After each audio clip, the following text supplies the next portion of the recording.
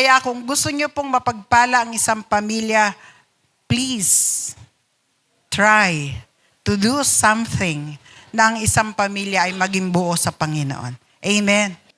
So since this is the last Sunday of the month of June, this is also the last Sunday to tackle about our theme. Our theme is about the purpose of waiting. Ano nga yun? The purpose of waiting. Ano sa Tagalog? Ang layunin ng paghihintay. Lahat po tayo dito may mga hinihintay sa buhay. Amen? Hinihintay yung pagbabago ng asawa, ng anak. Hinihintay na magbago ang sitwasyon ng buhay. Hinihintay na pagpalain. Hinihintay na magkatrabaho. Hinihintay na magbuntis. Hinihintay na magka-boyfriend. Hinihintay na magkaanak. Hinihintay na makita ang himala ng Diyos. So lahat po tayo merong mga waiting o paghihintay. At gusto ko pong sabihin sa inyo na ang paghihintay ay merong layunin. Na ang layunin na ito, hindi po tayo ang may akda, kundi ang Diyos po. So dito po iikot ang ating mga tatalakayin sa umagang ito. And let's read our text for today. Yung teksto na atin pong pagkukunan ng ating hihimayin na aral. We are biblical here. Biblical po tayo, kaya may basis po, may basihan po tayo sa ating mga tinatalakay. At ito po ay nasa aklat ng 2 Pedro 3:8 hanggang 9. So basahin po natin ang ating text o talatang pag-aaralan. Hello, media. Okay. Habang inaayos po ng media, gusto ko po dapat mamaya ko na lang sana gagawin ang pagpapasalamat. Pero dahil natagalan ng media, magpapasalamat na po ako. Unang-una, I would like to thank all the program, yung mga members ng program and media ministry. Maraming salamat sa inyong pag-aambagan para ako ay mapasaya. Nag-ambagan po ang media ministry and program para ako ay staycation nila kasama ng aking family. Pero I decline the staycation. Sabi ko, i-ispa nyo na lang ako. Kaya nung Huwebes po, pinaispa nila ako 1 oras yung ulo, lumipat ng spa ulit, pinaispa naman yung katawan, 1.5 oras. Talagang we really enjoy the spa. Talagang relaxing. Kaya maraming salamat sa inyo, program and media ministry, sa inyong effort, sa inyong pag-contribute. At pati yung aming mga kasama, si Pastora Dayan, siya po kasi ang nagbabayad, siya ang nagpa-reserve. Tapos ang driver po namin, kasama yung sasakyan, yung mayor po ng Good News for the World Assemblies, si Rodmar de la Paz. Maraming salamat sa inyo. At pagkatapos ng spa, pinakain pa nila kami. Yun naman ay libre naman po ni Pastor Je. Kaya talagang last Tuesday, advance celebration, masayang-masaya. I really appreciate it. Thank you so much. And for all of you, sino yung nagpapalakpak? O sige, ituloy natin yung palakpak sa Panginoon. At sa lahat po ng bumati, nagregalo, maraming salamat din po sa inyo. And ngayon po, pinasasalamatan ko rin po yung mga nagbigay para sa food natin ngayon. So we have a free lunch today. Kaya po, Salamat po sa nagbigay para makadagdag doon sa bayarin natin para sa food natin ngayon. Thank you so much sa inyo. I will no longer mention your name. Alam mo na yon kung sino kayo na nag-contribute. Maraming salamat sa inyo. Yun po. Okay, ang haba na ng aking pasasalamat. Maraming salamat po sa inyo. 6'7" na po ako. Ayan. 6'7". 6'7" po. Tayaan niyo po sa wedding. Okay. So ito po ang ating talata na the foundation of our topic today. So ito po, basahin natin sa Tagalog. Mga minamahal, huwag ninyong kalilimutan na sa Panginoon, ang isang araw ay tulad ng 1,000 taon. At ang 1,000 taon ay tulad ng isang araw lamang. Sa verse 9. Ang Panginoon na hindi nagpapabaya sa kanyang pangako gaya ng inaakala ng ilan. Sa halip, nagbibigay siya ng pagkakataon sa lahat sapagkat hindi niya nais na may mapahamak, kundi ang lahat ay makapagsisi at tumalikod sa kasalanan. So Diyos po ang magpapala ng kanyang salita. Napakaganda. Napakaganda po ng ating binasa na eto po, sa atin, 1,000 taon, sa Diyos, isang araw lang yon. Tayo, likas na mainipin tayo. Naiinip tayo, isang araw nga lang sa Panginoon yon. Tayo ang naiinip, 1,000 taon, ang katumbas sa Panginoon ng isang araw sa Kanya. So makikita natin na doon pa lamang magkaiba na tayo. Magkaiba na tayo ng taon ng panahon sa Diyos at tayo bilang tao. At ang sabi doon, yung pangalawang verse, yung verse 9, na wag daw nating akalain na nakakaligtaan ng Diyos yung mga panahon na parang ikaw ay naghihintay. Pero parang wala pa namang nagaganap o nangyayari. Sabi dun sa talatang binasa natin, hindi sa nakaligtaan ng Panginoon, bagkos siya ay mapagtiis, mapagpasensya, na nagbibigay siya ng panahon. Kasi isang araw lang sa kanya Nagbibigay siya ng panahon, oras, para daw, para walang mapahamak at ang mga tao ay magkaroon ng panahon para magsisi. Bakit?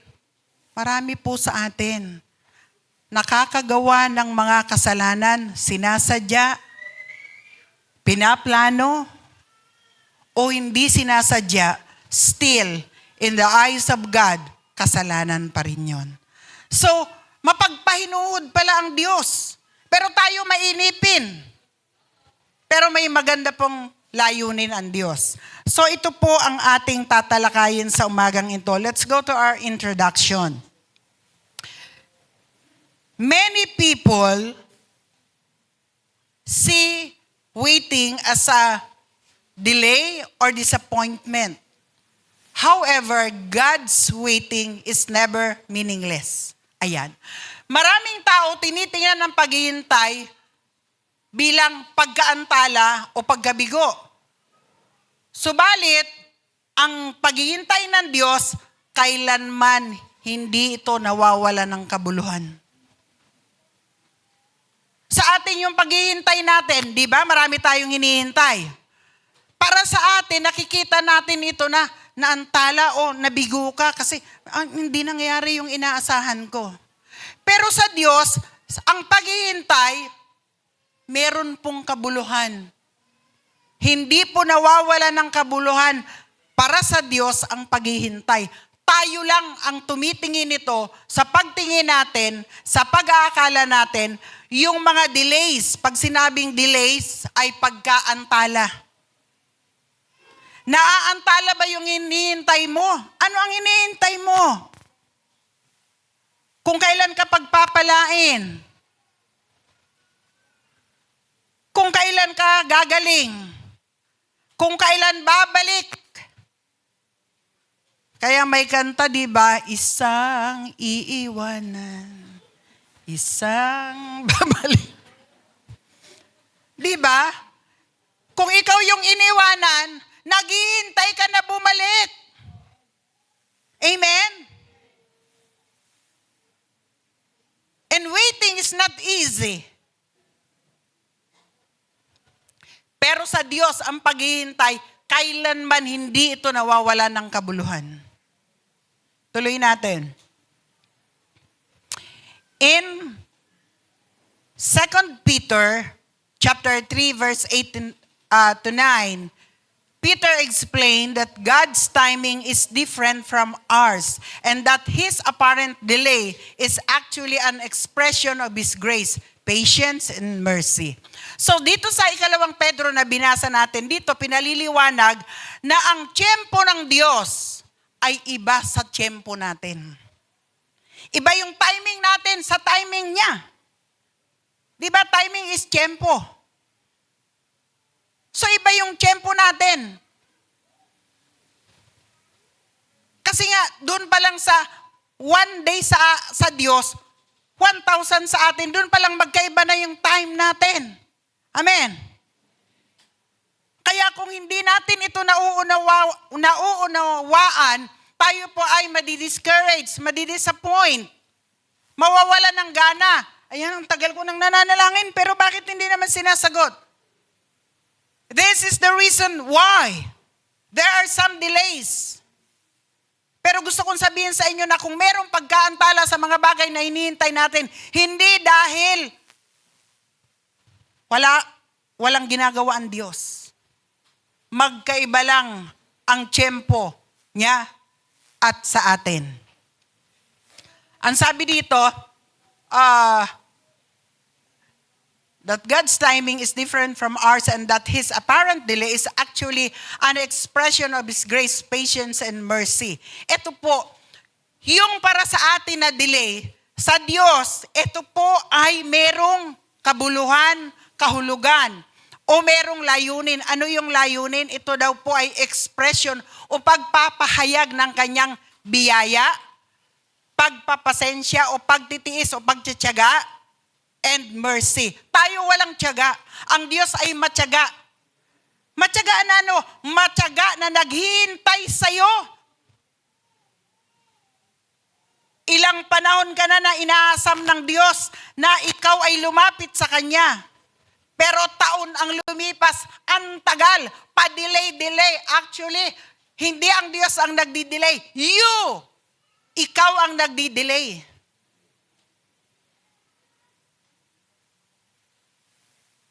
Yung akala natin na delay, iyon po ay pagpapahayag ng Diyos, ng kanyang biyaya, ng kanyang pagtitis, ng kanyang habag. Alam niyo kung bakit? Nahahabag ang Diyos na tayo ay mawala sa mundong ito, na walang pagkakilala sa Kanya, walang relasyon sa Kanya. Oo, kilala mo ang Diyos.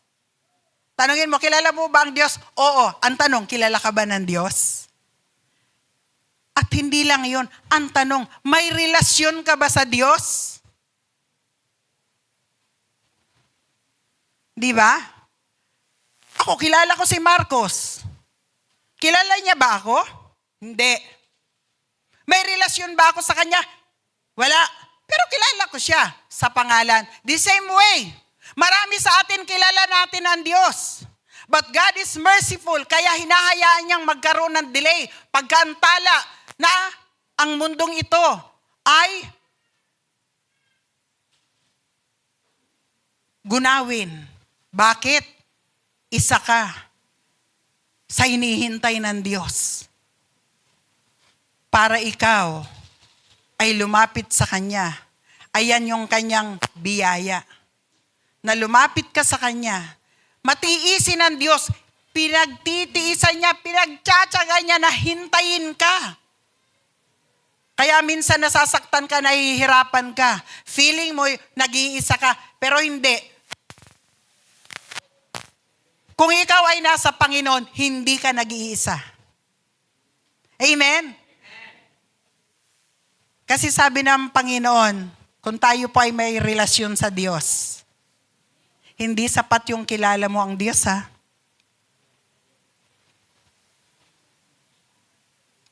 Madali kasi, pagka medyo nagkaisip tayo, pinakikilala na sa atin ng Diyos. So, kilala natin ang Diyos. Ang Diyos ay mabuti. Ang Diyos ay maibigin. Tama naman yon. Nakalimutan natin na ang Diyos ay Diyos din na nagpaparusa. At ang Diyos ay Diyos din na nagbibigay ng pagkakataon para tayo lumapit sa Kanya. Amen? Amen po? So, ito po ang ating tatalakayin ngayon. Na gusto kong maunawaan mong itong mabuti, lalo na kung ikaw ay ngayon lamang nakadalo, kasi this is fourth and this is the fifth Sunday na tinatalakay ito. Previously, yung tinalakay natin, tinalakay na doon yung ibang layunin ng paghihintay. Pero ngayon po, ang ating pag-aaralan, pinamagatan po nating waiting with divine purpose. Waiting, paghihintay, na merong banal na na layunin. Waiting with a divine purpose. Ang paghihintay na merong banal na layunin. Nahihirapan po ako magsalita. Pasensya na po kayo. Dito lang ako magpapasensya. Nabawasan na po kasi yung ngipin ko. Hindi nyo ba napapansin? Nabawasan na po. Nahihirapan po ako mag-pronounce ng mga bagay-bagay. Pero bukas po, tatanggalin na itong lahat. So, yan po. Kaya doon po ako nagpapasensya. Baka sabihin nyo, ba't si Pastora, iba naman mag-pronounce ng words? Dahil po, natanggal po yung aking jacket. Nalulun ko po. Sumabay sa pag-inom ko ng gamot. So, yan po. Waiting with divine purpose. Paghihintay na merong banal na layunin. Ano man po ang inyong iniintay sa buhay, ano man yan, pagpapala man yan, pagkakaroon ng boyfriend, pagbabago ng asawa, anak, mahal sa buhay, pagbabago ng estado sa buhay, pagkakaroon ng hanap buhay, meron pong layunin ang Diyos. Banal na layunin. Bakit hinahayaan ng Diyos na tumagal yan? Tandaan natin, hinahayaan ng Diyos.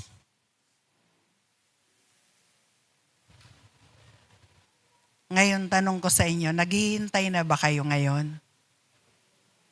Naiinip na ba kayo ngayon? Kaya ako kayo tinatanong, alam niyo kung bakit. Marami sa atin mainipin. Ako, meron akong prinsipyo, habang naiinip, pinatatagal ko.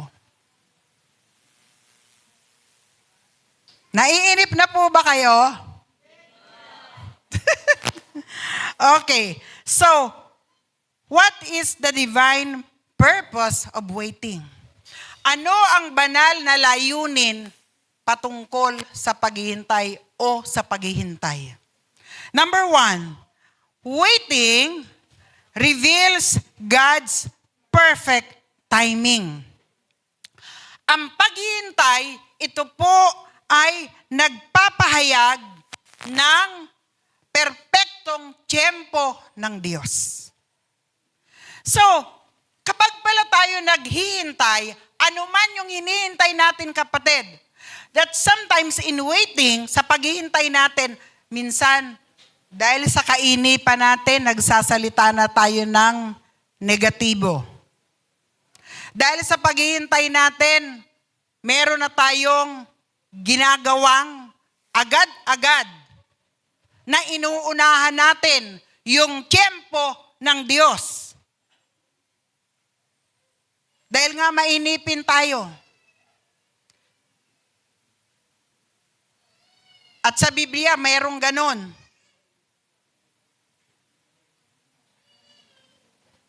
Yung mainipin, inunahan, pinasipingan, yung kanilang kasambahay sa asawa para magkaroon ng anak. Nung nabuntis, nagselos. Pero siyang may gawa na pasipingan yung kanyang kasambahay. Hindi marunong maghintay. Kasi nakatingin sa sitwasyon. Tayo, ganun din. Nagkakaedad na ako. Pero ang Panginoon, walang imposible sa Kanya. Kaya si Abraham, yung kanyang asawa, nag-uutos na sipingan yung kanilang kasambahay kasi gusto magkaanak sa pamamagitan ng kasambahay. Nung magkaanak, nagselos. Hindi marunong maghintay sa pangako ng Diyos. Kasi ang sabi ng Diyos, gagawin kitang ama ng maraming bansa kay Abraham. Pero nainip. Hindi hinintay yung panahon, yung timing ng Diyos. Nagbuntis si Sarai at the age of 65 nung sinabihan. 95 years old nung manganak. Sa ating timetable, impossible. And in waiting, madalas tinitingnan natin yung timetable, yung tiyempo natin, hindi yung tiyempo ng Diyos. Amen? So, waiting reveals God's perfect timing. God is not limited by human time. Ang Diyos po ay hindi nalilimitahan ng oras ng tao. Bakit? Magkaiba kasi ang oras natin eh. Yun nga yung sinasabi ko sa inyo, na sa Panginoon, isang araw lang. Pero sa atin, 1,000. So doon pa lang, hindi talaga magkatugma. Kaya kung ipipilit natin na pangyarihin natin yung mga paghihintay natin na mangyari sa sarili nating tiyempo o oras, masasaktan lang tayo, mapapahiya, mabibigo. Kasi inuunahan natin ng Diyos eh. Hayaan natin na ang Diyos ang kumilos mahayag ang kanyang timing o tiyempo. Amen po ba? Meron ba tayong biskwit dyan para bigyan natin yung baby? Ng biskwit? Okay. So, dito pala sa paghihintay, nahahayag yung tiyempo ng Diyos na dapat igalang natin ang tiyempo ng Diyos. When we keep on asking God, we are praying, Lord, give me, give me. Ano man yung hinihiling mo, ano man yung hinihintay mo. Habang hinihintay natin, just keep on relying to God. Bakit? Ang gusto kasi ng Diyos, ang gusto ng ating Panginoon, makita yung reliance natin. Hindi sa sarili natin, hindi sa tiyempo natin, kundi sa tiyempo niya. Hindi natin siya pwedeng limitahan. Lord, matanda na ako. Hindi mo pa ako bibigyan ng anak? Kaya gagawa na tayo ng mga paraan. Naku po, wag nating unahan ng Diyos. Irespeto, sundin natin ang tiyempo ng Diyos. Alam niyo kung bakit? Ito, lumang testimony ko na to. Nung maging asawa ko po si Brother Nelson, ako po ay may 2 ng anak. At ako po ay naoperahan na rin sa matres. Tinanggal na yung isa kong fallopian tube. Na ang sabi ng doktor, 95% wala na akong pag-asang mag-anak.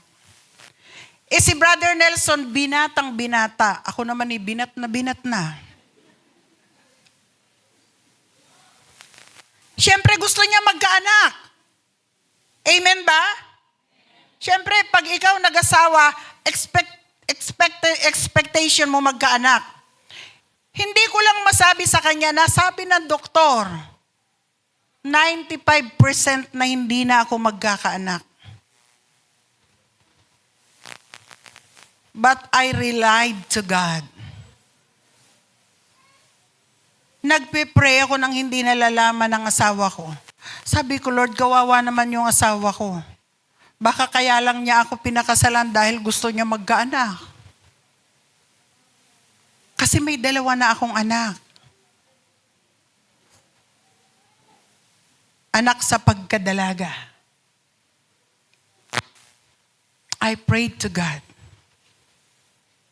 Alam nyo, may nag-prophesy sa akin na magkakaanak ka. 2 nag-prophesy sa akin, propesya sa akin na sabi, ikaw ay magkakaanak. Parang gusto kong salungatin yung sabi na magkakaanak ako. Sinabi ko pa nga, ay, pastor kasi yon. Pastor, hindi na po ako magkakaanak. Bakit? Sabi po ng doktor, 95% wala na akong 5% na lang ang tsansa. Grabe. Iisipin mo ba, magkaanak ka pa? Hindi na. Pero sabi ng pastor, hindi. Sa Biblia kasi, pagka anak na babae, maaring church yan. Maaring mag-alaga ka. Kasi nakikita raw nila ako, nag-aalaga ng baby sa kanilang discernment. Nakita daw nila ako na nag-aalaga ng bata. Sinabi ko nga na parang dinecline ko yung word. Sabi ko, 95% din na raw ako magkakaanak. Pero sabi niya, hindi, pwede rin namang mag-aalaga ka ng church. Kasi in the Bible, ang church ay babae. And God is a groom. Tinanggap ko yon. Tinanggap ko na maaring mag-alaga ako o magpastor ako. Ganon. Hindi pa kasi ako pastor noon. And then, pero sabi niya, why not? Pwede ka pang mag-anak. Sabi, may imposible ba sa Diyos? 50-50, pinaniwalaan ko. Pero alam nyo, nagbuntis ako. Nagkaanak ako at lalaki yon. Yun yung anak kong si Carlo. Yun. So, yun po itinuturing kong himala. Although, tinanggap ko yung prophecy na magkakaanak ako, pero mas ang pagtanggap ko dun sa mag-aalaga ako ng bata. Pero pinakita sa akin ng Diyos ang kanyang kapangyarihan. Parehas yun nangyari. Pastor ako dito sa church ng San Mateo, a small church. We started siguro mga 10 lang yata yun. Kasabay ng aking pagbubuntis. So tingnan nyo, parehas ginawa o pinulfill, binigyan ng katuparan ng Diyos yun. I just waited. Naghintay lang ako. Ngayon kapatid, kung tayo po, mayroon kayong mga hinihintay at parang tumatagal, just keep on waiting. Huwag nating limitahan ang Diyos ng ating timing o tiyempo natin. Amen po? At biglang nagkaanak ulit ako. Wala pang siguro 7 months pa lang yung anak ko na yon. Abay, nagbuntis na naman ako. Kaya ang pinangalan ko, dahil babae siya, Angela Zara.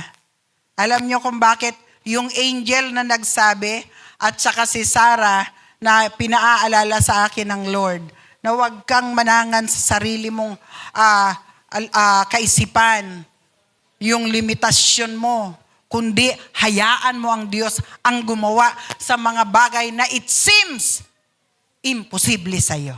Amen? So yun po. What seems slow to us is perfectly on schedule according to God's perfect timing. Yung para bang ang bagal naman para sa atin, di ba? While we keep on waiting, habang tayo ay patuloy na naghihintay, parang ang tingin natin, ang bagal naman ng katuparan ng aking hinihintay. Ang bagal naman na mangyari nung hinihintay ko. We have different kinds of waiting. Pero kapatid, ano mang hinihintay at paghihintay, meron ka. Perpektong takda ng Diyos ang kanyang timing. Perpekto. Pag sinabing perfect, hindi late, hindi very soon. Perpektong tiyempo. Kaya lang nga, magkaiba ang timing ng Lord at timing natin, oras niya at oras natin, at iba ang pagtingin natin sa pagtingin ng Diyos. Kaya doon tayo nagkakaroon ng problema. Pero pag nauunawaan natin na merong sarili at perpektong tiyempo ang Diyos, tayo po ay hindi na mananangan sa ating sariling tiyempo. Amen? Amen po? So yun. Waiting teaches us to trust God's wisdom rather than our own understanding. Trust God's timing even when we do not understand His timetable. Ayan. Ang paghihintay ay nagtuturo sa atin para magtiwala sa karunungan ng Diyos kaysa sarili nating pangunawa. Magtiwala tayo sa tiyempo ng Diyos kahit na hindi natin nauunawaan bakit ganito, magtiwala pa rin tayo sa itinakdang oras o takdang oras ng ating Panginoon. Amen ba? Magtiwala tayo.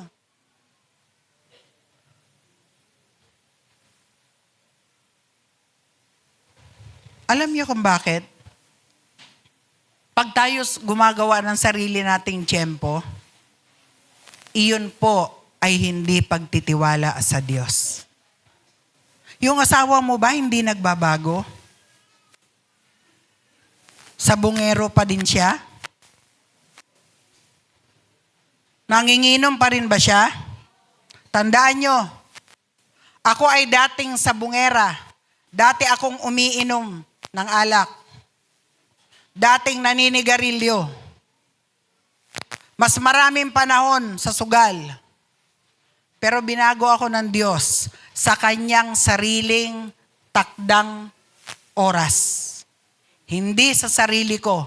Many times I've tried na tumigil sa pagsusugal. Hindi po ako nagpaparinig. This is my real experience. Yun nga lang pagiging coffee lover. Recent lang ito. Ako po, kung uminom ng kape kahit katanghalian at kakain na, nagkakape pa ako. 5 to 6 times a day, nagkakape ako. Pero ngayon, madalang pa sa patak ng ulan ang aking pagkape. Basta na lang inalis ng Diyos ang appetite ko sa pagkakape. At meron pang epekto, hindi ako natutulog pag uminom ako ng kape. Kunwari, tulad nung itrinit nila ako, nung Thursday, 7:00 na yata ng gabi nung mag-dinner kami, uminom ng kape. Alam niyo ang epekto sa akin, 4:30 ng umaga, hindi pa ako natutulog. Why? Ang Diyos ang gumagawa ng paraan sa mga bagay na alam niyang makakasira sa atin at ialis tayo sa kasiraan na yon. Amen! Kasi hindi na ako pwedeng magkape. Dahil mayroong enlargement of the heart na ako. Yung kanan, ang laki na. The tube is malaki na rin. Kaya pag umiinom ako, nagpapalpitate. Pero gusto ko pa rin uminom. Pero ang Diyos ang gumagawa ng paraan para wag nang magpatuloy. So meron siyang paraan, meron siyang timing. Kaya magtiwala tayo sa timing o tiyempo sa takdang orasan ng Panginoon. Amen? Amen. So, yon, waiting reveals God's perfect timing. And number 2, waiting demonstrate God's patience. Dito po sa verse 9, basahin po natin yung verse 9. Ano ba yung sinasabi doon? Verse 9. ang Panginoon ay hindi nagpapabaya sa kanyang pangako gaya ng inaakala ng ilan. Sa halip, nagbibigay siya ng pagkakataon sa lahat. Sapagkat hindi niya nais na may mapahamak, kundi ang lahat makapagsisi at tumalikod sa kasalanan. Tingnan nyo ha. Dito, self-explanatory na to kung tutuusin. Pero gusto kong bigyan ito ng paliwanag na ang Diyos may layunin sa bawat buhay natin. At ang layunin ng Diyos sa bawat isa sa atin ay laging mabuti. Para pagpalain ka, managana ka, maging maayos ang iyong buhay, puno ng kapayapaan, kagalakan. Hindi kahihiyan. Yun ang naisin ng Panginoon sa atin. Kaya lang, sadyang tayo, may sarili tayong mga kaisipan, gusto, preferences in life.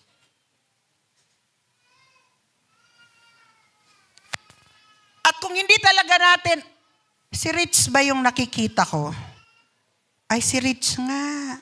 Ayan. Welcome, Rich and Dana. Manugang ni Pastora Dayan at anak niya. Okay. So, ibig sabihin, ang Panginoon, merong magandang layunin sa bawat buhay natin. Ngunit sadyang tayo ay may pansarili tayong mga gusto. Gusto natin mangyari na kaagad yung inaasam natin, yung dreams natin, yung pinapangarap natin. Pero tandaan po natin, pag ang Diyos nagplano, perfect. At ang isa doon sabi, para unaantala na kailangang maghintay tayo sa pagkaantala because God is working. Habang naaantala o tumatagal yung mga bagay na hinihintay natin, God is working behind. Hindi natin nakikita. Alam nyo ba na minsan, kaya inaantala ng Diyos yung mga hinihintay natin? May banal siyang layunin. Ano yung banal na yon? Because sometimes our attitude, ang ating mga asal, pag-uugali. Alam nyo bang minsan sa paghihintay, may ginagawa ang Diyos sa ating pagkatao? Binabago yung ugali natin, kaya may inaawit tayo, di ba? Binabago mo ako araw-araw, binabago mo ako araw-araw. Sa bawat araw na naghihintay tayo dahil naaantala yung hinihintay natin, merong ginagawa ang Diyos sa buhay ng bawat isa sa atin. And that is our attitude, number 1. At hindi lang yun, the attitude.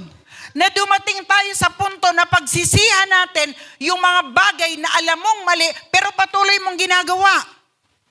Alam mong ikaw ang nahihirapan, pero patuloy mong ginagawa. Alam mong ikaw ang nasasaktan, ikaw patuloy mong ginagawa. Alam mong ikaw ay napapahiya, patuloy mo pa rin ginagawa. That's why God allows delays.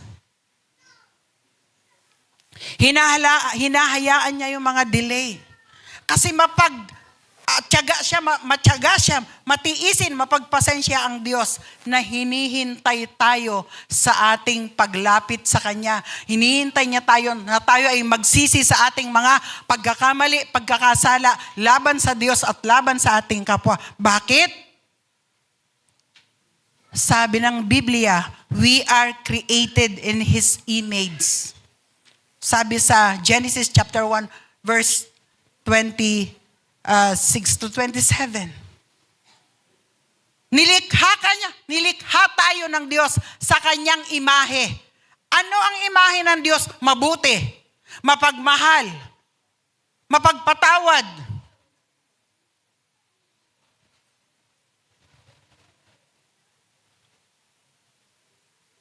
Maibigin. Tingnan mo ang sarili mo. i-review natin ang ating sarili. Kung ang buhay natin is contrary to the image of God, mangyayari ang mga delays sa atin. Sa attitude pa lang, bagsak na tayo eh. Naiinip ka. Ang dami ko nang nakita sa church. Humihingi ng blessing, iyak talaga dito. Tulo, uhog. Pati dito. Saka iiyak. Lord, pagpalain mo ako, Lord. Bigyan mo ako, Lord, ng trabaho. Ang Lord, mabuti. Binigyan ng trabaho, ng hanap buhay. Nung binigyan ng hanap buhay, nakalimutan na ang Diyos. Ang naging Diyos na ang hanap buhay. Beware sa paghingi ng hanap buhay. Kung hindi mo kayang tindigan ang pangako mo sa Diyos. Nung hindi pa pinagpapala, walang hanap buhay. Lord, talagang maglilingkod ako sa iyo, Lord. Linggo-linggo, mag-church ako, susundin ko ang kalooban mo. Naku, iyak. Marami na akong nakita sa church na ganyan. For 33 years, nagkatrabaho. Goodbye. Di mo na makita. And then, nabankrupt ulit. Andiyan na naman siya sa church. Lord. Di ba? Pagka gano'n minsan lalapit sa'yo, sarap tampilungin. Para matauhan. At maraming ganyan. Waiting demonstrates God's patience. Pinagtitiisan ng Diyos ang mga ugali natin. The arrogant.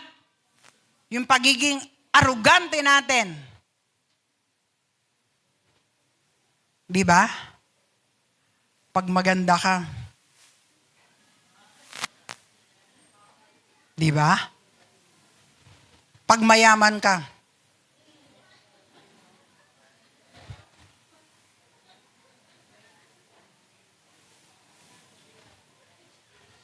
Pero pag walang-wala ka, Lord. Di ba? Kaya sa mga pag-uugali natin, God is molding us. Through waiting. Banal na layunin ng Diyos sa paghihintay. In waiting, gumagawa ang Diyos. Kaya inaawit natin yun eh. He works in ways we cannot see. He will make a way. He will make a way. Gumagawa na ang Diyos ng paraan sa buhay natin while we are waiting. Dahil ang gusto ng Diyos, umangkop tayo sa kalooban niya, dumating tayo sa pagsisisi, dumating tayo sa paglapit sa Diyos. Amen? Masarap kaya i-enjoy yung mga bagay na gawa natin. Lalong-lalo na kung yung nakapagmamalaki ka sa bunga ng iyong gawa, na minsan yun din ang nagiging daan para ikaw ay magyabang. Di ba? Ay, gawa ko yan. Dahil sa galing ko. Pero ang Diyos hindi ganon. Ang gusto ng Diyos, mapagpala ka, ang ipagyayabang mo, yung pagkilos ng Diyos sa buhay mo. Amen? Kilalanin mo siya na, Lord, you are my great provider. Na, Lord, ikaw ang magbabago sa aking pagkatao. Amen? So yun, may patience ang Lord. God's delay is not neglect or forgetfulness. Ang pagkaantalan ng Diyos sa mga bagay-bagay sa buhay natin while we are waiting, hindi po dahil napabayaan niya o nagpabaya siya o nakalimutan niya. Hindi. Yung mga pagkaantala na yan, hindi po dahil sa napabayaan ka ng Diyos. Actually, He cares for all of us. Only ang feeling mo, pinabayaan ka ng Diyos. At ang feeling mo, kinalimutan ka ng Diyos. Hindi totoo yun. Naghihintay lang ang Diyos. Come to me, sabi ng Lord. Sa Matthew chapter 11 verse 28, ang sabi niya, come to me, all of you who are heavily laden, and I will give you rest. Lumapit kayo sa akin, kayo na mga nabibigat ang lubha. Ano ba ang kabigatan mo? Asawa mo? Anak mo? Hanap buhay na wala kang matinong hanap buhay? Yung iniintay mong pagbabago, hindi pa rin mangyari? Ang sabi ng Lord, kung kabigatan yan, come to me. And I will give you rest. Bibigyan ka niya ng kapahingahan while you are waiting for His timing. Amen? Siya ang magbibigay ng kapahingahan sa atin. Na nakapahinga ang isip mo. Payapa ka. Kahit na yung asawa mo parang hindi pa nagbabago. Payapa ka. Kahit na hindi mo alam kung paano ka sa isang araw na yung pangangailangan mo ay matugunan. Pero payapa ka because you are trusting God. Amen? May mga hinihintay ba kayo?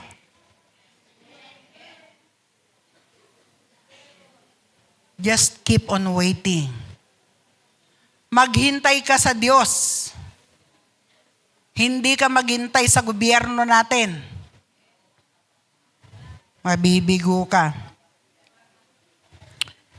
His patience gives people the opportunity to repent, grow, and mature. Yung pagtitiis ng Diyos, pinagtitiisan niya tayo. Hindi mo lang nakikita. Hindi lang natin nararamdaman na pinagtitiisan tayo ng Diyos. But His patience gives us the opportunity to repent, grow, and mature. Yung kanyang pagtitiis, nagbibigay sa atin ng oportunidad o pagkakataon para tayo magsisi, mga lumago, at dumating sa tinatawag na maturity, mag-mature ang bawat isa sa atin. Bakit? Marami sa atin may edad na pero immature, umasal. Hello? Mas mature pa yung anak.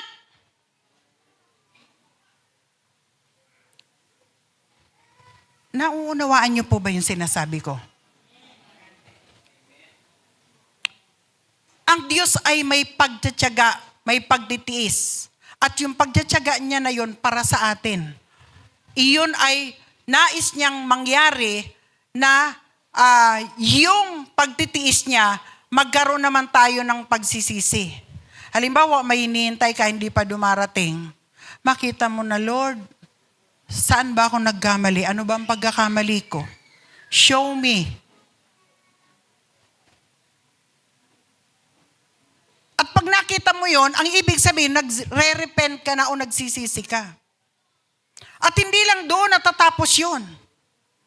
May pagkaantala, hindi dahil nakalimutan ka niya o nagpabaya siya. Hindi. Iyon ang ginagamit niya para ikaw ay lumago.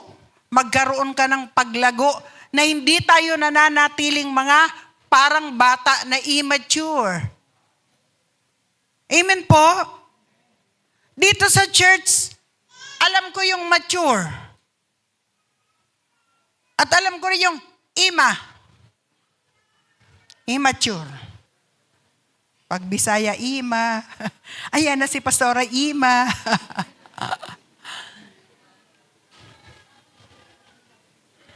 Ang mature Christian ganito, tapikin ka o hindi, kamayan ka o hindi nagbabago ang iyong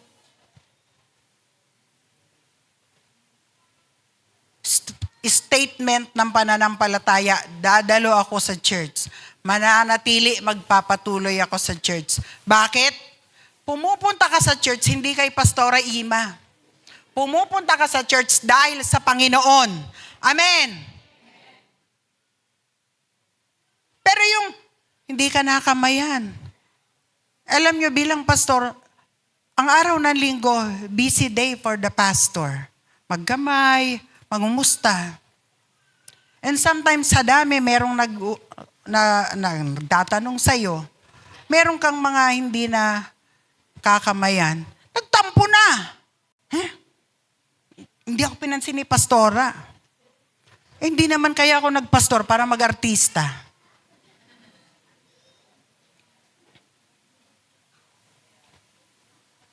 Ang mature Christian, kamayan mo o hindi, magpapatuloy siya, hindi magbabago. Amen. Kamayan mo o hindi. Bakit? Kaya ka nag-church dahil sa Panginoon. Hindi dahil kay pastora. Hindi kung sino dito. Mag-mature, lumago tayo. Magkaroon tayo ng spiritual na paglago o maturity. Hindi tayo manatiling baby Christian. Amen?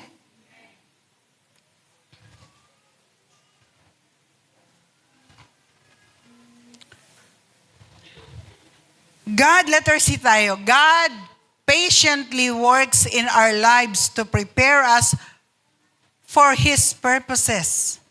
Let us use seasons of waiting to deepen our faith and grow in spiritual maturity. So, habang ang Diyos ay nagtitiis na kumikilos, habang siya ay nagpapasensya, nagtsatsagang gumagawa sa ating mga buhay para ihanda tayo sa kanyang mga layunin. Di ba ang sabi ko sa inyo kanina, ang Diyos may layunin sa buhay natin. Laging mabuti ang layunin sa bawat isa sa atin.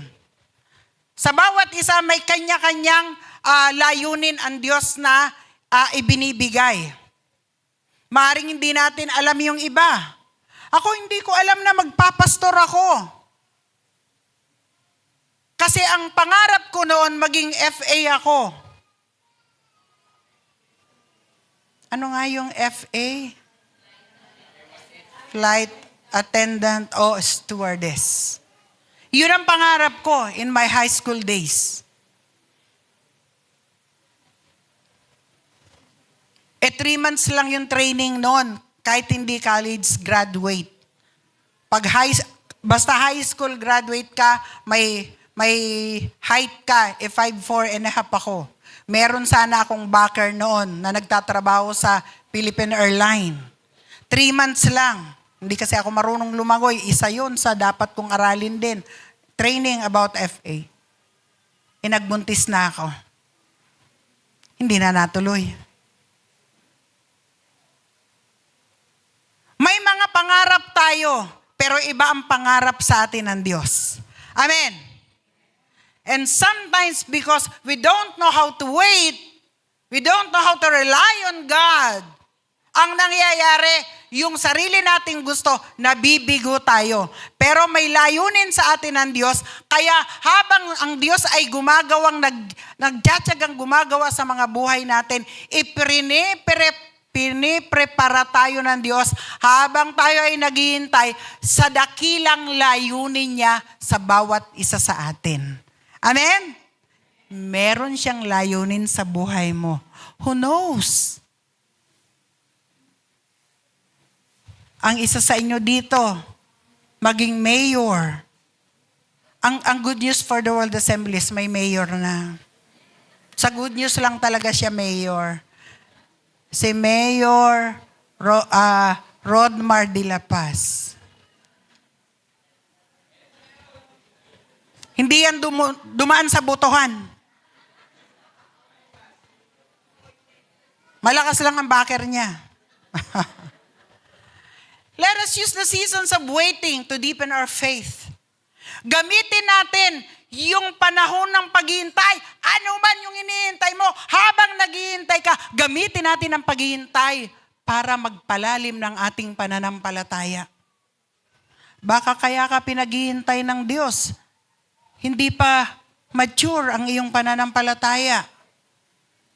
Konting nakarinig ka ng preaching ngayon ni Pastora. Pinatatamaan ako niya ni Pastora. Ayoko nang bumalik.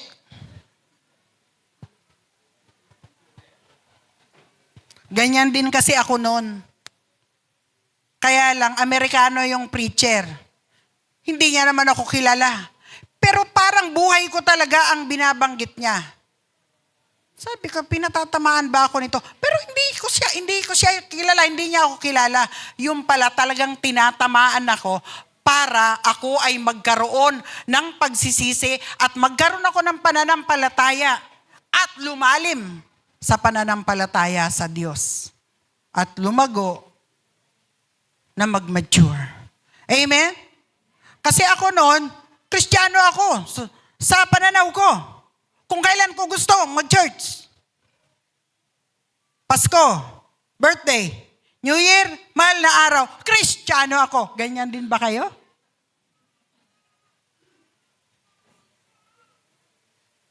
Mga seasonal Christian? Araw ng Pasko, araw ng birthday, Holy Week, New Year, seasonal Christian. Hindi Christian na season by faith.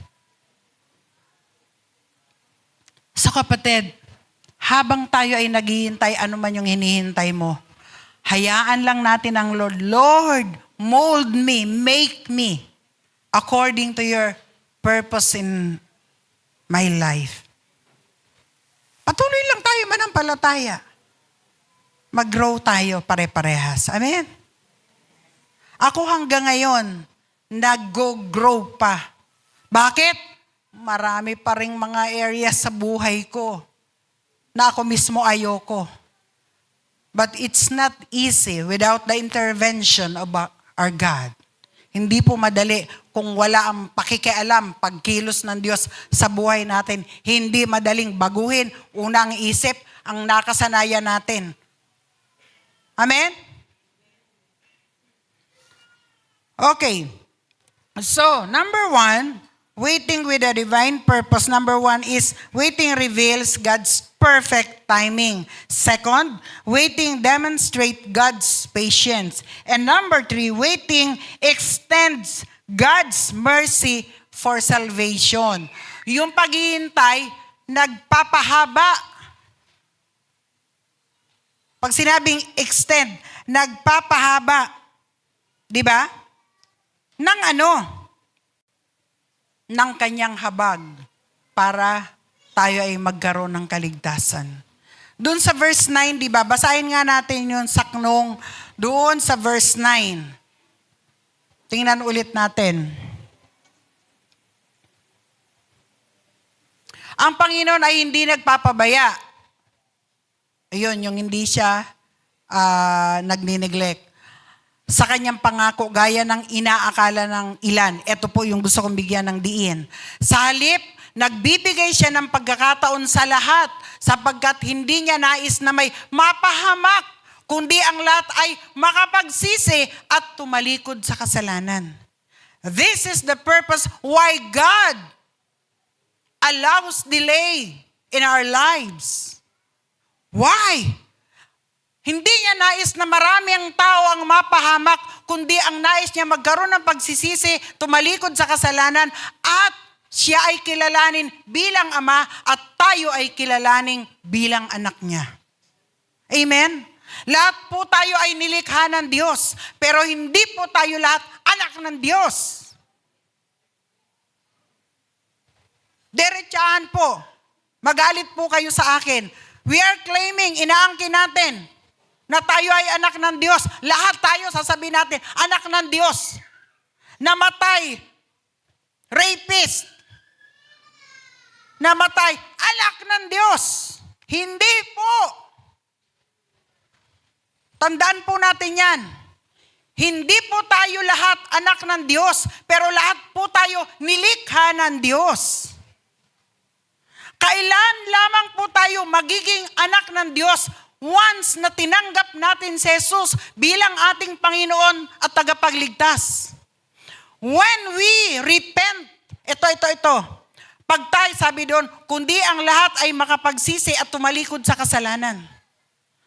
Pag na-realize natin yung ating mga kasalanan at nagsisi tayo at tumalikod sa kasalanang yaon, doon pa lamang magsisimula at tinanggap mo si Jesus bilang iyong Panginoon at tagapagligtas, pinanaligan mo siya, doon pa lamang po tayo magiging o naging anak ng Diyos. Amen po? Bakit ko po nasasabi ito? May sarili akong pananalita. Hindi po, nasa Biblia ito. Wala ito dito sa pumasok lang to. John chapter 1, verse 12. Tingnan nga natin to. John. Kasi yung iba, medyo gumagano yung kilay, oh. Ano? Hindi kami anak ng Diyos. Hindi po ako ang may sabi niyan. Ang Biblia po ang may sabi niyan. Pwede? Matagal? Okay. Dito na lang sa Biblia. Oh, okay. Okay, tingnan niyo po itong mabuti ha. Pwede po bang basahin natin? 1, 2, 3. Subalit,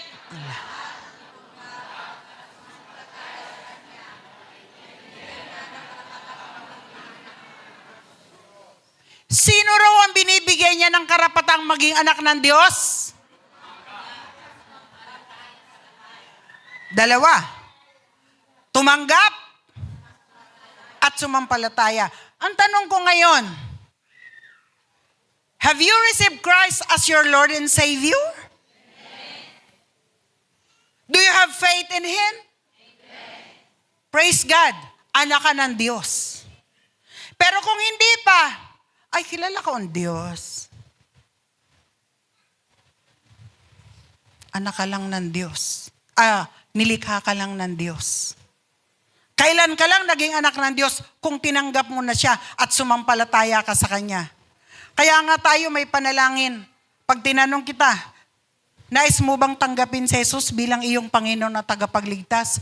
When you say yes, at sumunod ka sa panalangin ng pagtanggap, presto, anak ka ng Diyos. May karapatan kang tumawag sa Kanya ng Ama at ikaw ay merong Ama na matatawagan talaga, na sasagot at tutugon sa iyo. Amen? Hindi ako ang may sabi, ayan, kung gusto nyo, humanap kayo ng Biblia. Biblia ng Iglesia, Biblia ng Katoliko, Biblia ng, wag lang satanista. Dahil iba rin ang kanilang Biblia. Iisa yan nakalagay yan. At minsan ito binababaliwala. Kaya nga marami nalilinlang. Bakit? Anak ako ng Diyos. Hindi po, nilikha ka lang ng Diyos. All of us are created by God together with animals, mountains.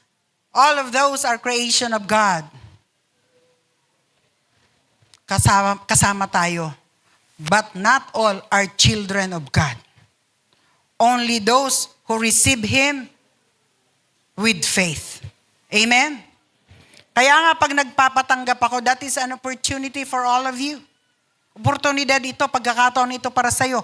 Pagka nagpatanggap at sinabing, nais mo bang tanggapin si Jesus? Sumunod ka sa maikling panalangin na ito. Once na sumunod ka, ikaw kapatid, ay magkakaroon na ng karapatan na maging anak niya. Tumawag sa Diyos, Ama, na hindi ka bibiguin ng Diyos. Amen? So waiting extends God's mercy for salvation. God's waiting is motivated by His love and mercy. Yung paghihintay ng Diyos, ito po ay nauudyukan ng Kanyang pag-ibig at habag sa atin. Mahal po kasi tayo ng Diyos. Mahal ka ng Diyos, kapatid. And the reason why God allows waiting, delays, because He loves you so much. He loves us so much. He doesn't want us to be perished.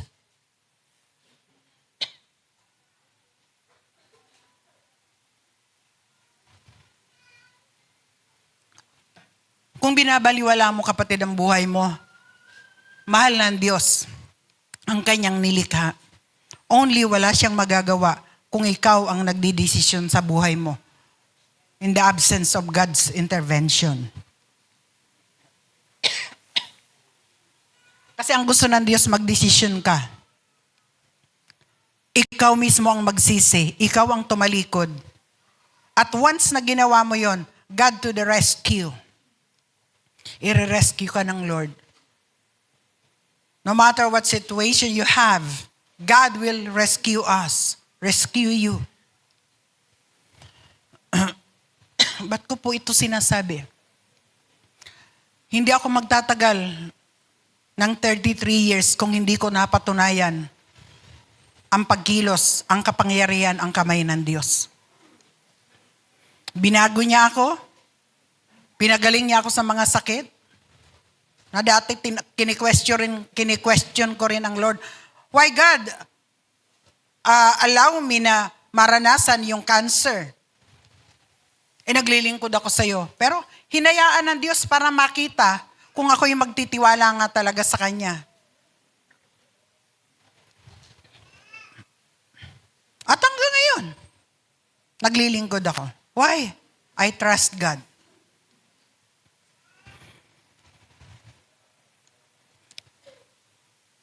He gives sinners time, letter B. Waiting extends God's mercy for salvation. And letter B, He gives sinners time to repent and return to Him. Kaya pala hinahayaan ng Lord na magkaroon ng pagkaantala, binibigyan ng pagkakataon ang mga nagkakasala o makasalanan na magsisi at bumalik sa Kanya. Kapatid, bumalik ka sa Panginoon. Maaaring sabihin mo, bakit hindi naman ako umalis sa Kanya? Yung simpleng hindi mo pagkilala sa Kanya, na ang ultimong araw ng linggo, ninanakaw mo pa. How? In what way? Na ninanakaw mo pa ang araw ng linggo. Tandaan natin, ang Diyos, naglalang siya 6 days. And on the seventh day, He rested. And God wants us also to rest on the seventh day. Magtrabaho ka, gawin mo lahat. Pero yung seventh day, ibigay mo sa Kanya because God wants us to rest with Him. Gusto niyang magpahinga tayo sa Kanya. Habang naandito kayo, nagpapahinga kayo. Amen ba? Amen. Alam niyo kung ano ang ipinapahinga sa inyo ng Diyos? Ang inyong isip at puso. Habang andito kayo. Kasi 6 days, inubos natin yung lakas natin, yung isip natin, yung emosyon natin sa mga bagay na kung ano ang ginagawa natin. And God wants us to rest with Him sa kapiling niya. Tapos sasabihin mo, anak ka ng Diyos, ayaw mong sumunod sa Kanya. The Sabbath rest. Sabbath means rest. Ayaw natin magpahinga. Kaya nga nung nalaman ko at 34 years old, inatake. Sobrang trabaho. Walang pahinga. Kinalimutan na kasi yung church kung saan doon siya pinagpapahinga ng Lord. In going to church, God allows us to rest mentally, emotionally, and physically. Tingnan nyo. Di ba rest kayo? Ilang oras na kayo nakaupo? 1 kalahati. Ilang oras na ako nakatayo? 1 kalahati. Nakarest kayo.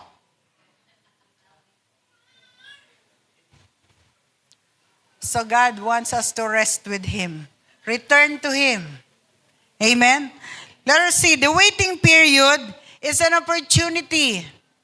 Letter C na tayo. Yan. The waiting period is an opportunity for evangelism and spiritual renewal. While we are waiting, let us faithfully share the gospel and help others come to Christ. Ang itinakdang oras ng Panginoon ng paghihintay, yun po ay oportunidad o pagkakataon na tayo ay mag-evangelize. Pag sinabi bang evangelize, ano ang ibig sabihin nun? Ibig sabihin, mag-share tayo ng mabuting balita patungkol sa pagliligtas ng Diyos. While you are waiting for whatever you are waiting for, keep on waiting. Trust trusting God, and then gamitin natin yung paghihintay natin na maging abala naman tayo sa pagbabahagi ng salita ng Diyos sa mahal mo sa buhay, sa kaibigan mo, sa katrabaho mo, sa kapitbahay mo, sa katrabaho mo, sa kung saan man, kapatid. Gamitin natin itong oportunidad na ito para mag-evangelize o magbahagi ng salita ng Diyos at magkaroon tayo ng spiritual renewal. Ano ba yung spiritual renewal? Ito po yung, Lord, yung parang nakikipag-usap ka sa Kanya, Lord, ano pang gusto mong gawin ko? Ano ba ang layunin mo sa akin, Lord? Lord, meron ka bang nakikitang hindi tama sa akin? Nakikipag-niiga sa Kanya at nagkakaroon ka ng renewal. At maging tapat po tayo sa pagbabahagi ng mabuting balita. The gospel is mabuting balita ng kaligtasan. Ibig sabihin nun. Let us faithfully share the gospel and help others come to Christ. Na tayo ay magamit, maging daan na makapagdala tayo ng kaluluwa kay Kristo. Amen? Let us make use of our time na talagang maging beneficial for the kingdom of God. Ako pag sumasakay ng bus, I see to it na gagawa ko ng paraan na yung katabi ko, masyaran ko ng Word of God. Na hindi direct, nagtitestify muna ako, magpapatotoo muna ako na, ako dati akong ganito, pero mabuti ang Diyos. Ako dating may sakit, mabuti ang Diyos, pinagaling niya ako. Yung mga paraan na yon para maging productive tayo for the kingdom of God. Amen? So in conclusion, therefore, when God seems to delay, kung magkagayon, pagka parang ang Diyos ay nag-aantala ng mga bagay-bagay na hinihintay natin, alalahanin natin that His waiting is not wasted. Yung paghihintay ng Diyos, na hinahayaan niyang maghintay tayo at maghintay din siya, ito po ay hindi sayang na oras. Ito po ay punong-puno ng layunin na oras o panahon ng buhay natin. Amen? Ano ba hinihintay mo sa buhay? May hinihintay ka ba? Trust God na sa iyong paghihintay, mangyayari iyon. Hindi sa sarili mong kaparaanan, hindi sa sarili mong timing, kundi sa kaparaanan at tiyempo ng Diyos. Amen. Can we all stand before God?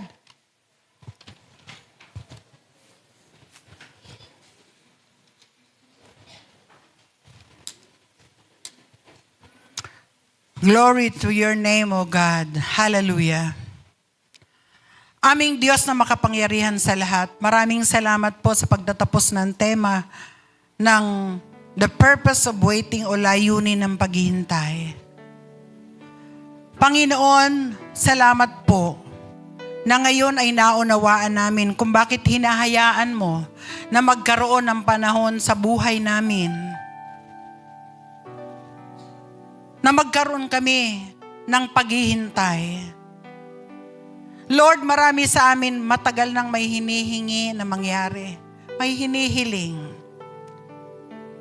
Subalit parang tumatagal at walang nangyayari. Ayon sa aming aral na tinalakay ngayon, meron kang banal na layunin kung bakit hinahayaan mo kaming maghintay. Hindi ito sayang na paghihintay, bagkus makabuluhang paghihintay ito. Na hindi lang namin lubos na nauunawaan, kaya't hindi namin mahintay minsan, o kami nasasaktan na bibigo, napapahiya pa nga sa paghihintay, na hindi namin nauunawaan bakit hindi at parang nakakalimutan at napapabayaan mo kami.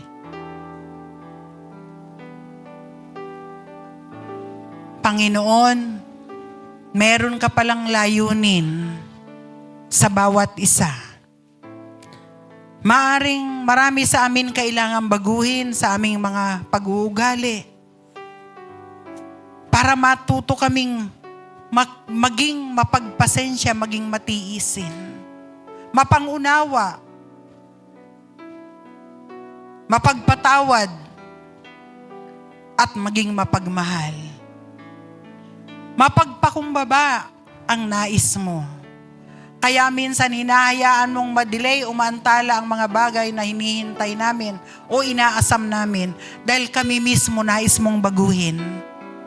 Dahil gusto mo ibigay sa amin ang pagpapala na meron kaming bagong pagkatao, bagong puso, bagong pananaw. Kaya Panginoon, tulungan mo kaming magtiwala sa iyo. Baka marami pang bahagi ng aming pagkatao ang nais mong baguhin. At Panginoon, kung wala kaming naaaninag na pag-asa sa aming buhay, na parang wala na kaming mahihintay, maaring ito ring panahon na ito na kami ay pinagtitiisan mo, pinagtsatsagaan mo, na hinihintay mo kami, na kami ay lumapit sa iyo, tumalikod sa aming mga pagkakasala at pagsisihan ito. Kaya Panginoon, dahil ikaw ang Diyos na makapangyarihan, walang naililihim sa iyo. Bilang mo nga ang bawat buhok namin. Kaya wala kaming maitatago, maililihim sa iyong harapan. You are the sovereign God and you are the all-powerful God. Kaya Panginoon, sa oras pong ito, bagamat hindi ko lubos na kilala ang karamihan, subalit kilala mo ang bawat isa. Lord, maaaring matagal mo nang hinihintay ang pagkakataon na makita ang pagsuko at paglapit sa iyo.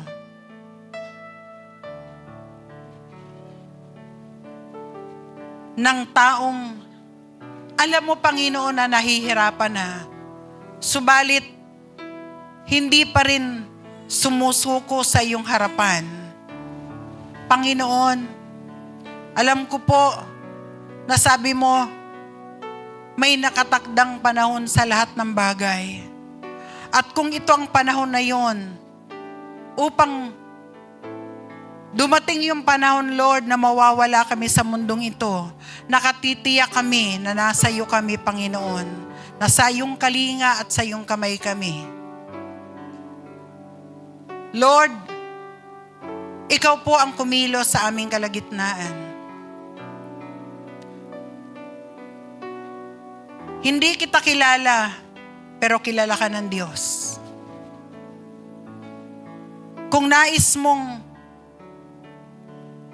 lumapit at sumuko sa Diyos, ang Diyos ay buong pag-aanyaya na sinasabi niya, kung nabibigatan kang lubha sa iyong pinagdadaanan, ang sabi ng Diyos, lumapit ka sa akin at bibigyan kita ng kapahingahan. At kung nais mong tanggapin ang Panginoon bilang iyong Panginoon na tagapagligtas, ang Diyos ay rumirespeto ng desisyon ng isang tao. Kung ayaw mo, hahayaan ka ng Diyos. Pero kung gusto mo, ang Diyos ay masaya at nagagalak para sa iyo kung ikaw ay lalapit sa Kanya. Kaya kung nais mong lumapit sa Diyos, talikuran ang iyong buhay, na alam mong hirap ka na at hindi ka nasisiyahan,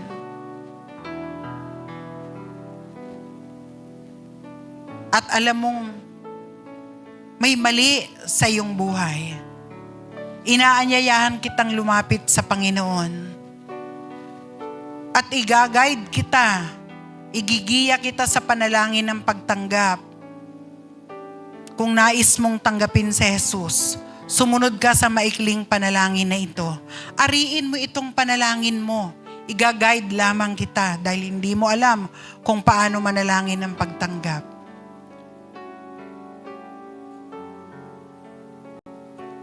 Ikaw ang kinakausap ng Diyos. Kung nais mo, na sumuko sa Diyos at hayaan mo siyang kumilos sa buong pagkatao mo. Inaanyayahan kita, itaas mo ang iyong kamay sa Diyos bilang pag-surrender, bilang pagsuko at pagkilala sa Kanyang kapangyarihan. Taas mo ang iyong kamay at sumunod ka sa maikling panalangin na ito, na isang marahan lamang na panalangin.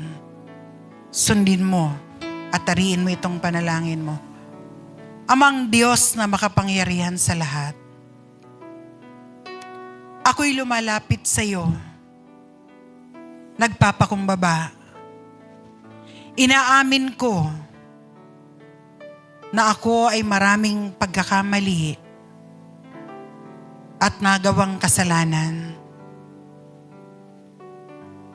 Ako po ay humihingi ng tawad sa aking mga nagawang kasalanan. Patawarin mo po ako at linisin mo ako sa aking buhay. At sa oras na ito, tinatanggap kita bilang aking Panginoon at tagapagligtas. Ikaw ang maghari, ikaw ang manguna sa aking buhay, sa aking buong pagkatao. Ikaw ang masunod sa pangalan ni Jesus.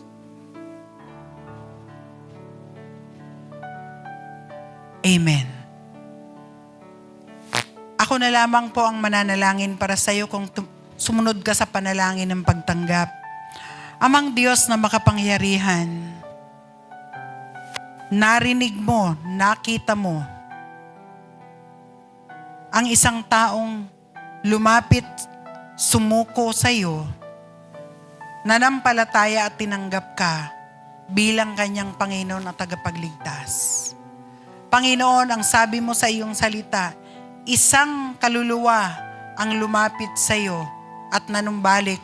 Libo-libong anghel ang nag-aawitan para sa isang kaluluwa na nanumbalik sa iyo. Na nanumbalik sa iyo, O Diyos. Kaya Panginoon, siya na tumanggap sa iyo ngayon at nanalig. Dalangin po namin, Panginoon, ikaw po ang kumilos sa kanya. Ikaw ang manguna. Ikaw po ang kumatagpo sa kanyang buhay. At higit sa lahat, Lord, ikaw na ang makapangyari sa kanyang buong pagkatao.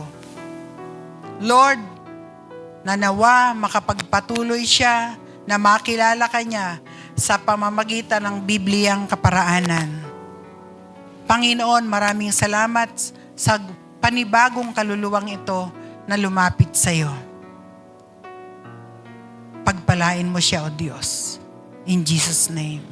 Panginoon, sa lahat ng naririto, maaring merong nagre-recommit, nagpapanibagong pagtatalaga ng kanyang sarili, na maaring sa mga nakaraang panahon, na baliwala niya ang kanyang buhay pananampalataya. Kanyang nakaligtaan ang Diyos na may hawak ng aming hininga at buhay. Panginoon, siya ngayon nananambalik sa iyo. Lord, kalingain mo siya. Gabayan mo siya at pagpalain. Lord, marami pong salamat sa umagang ito. Sa pangalan ni Jesus, and everybody say,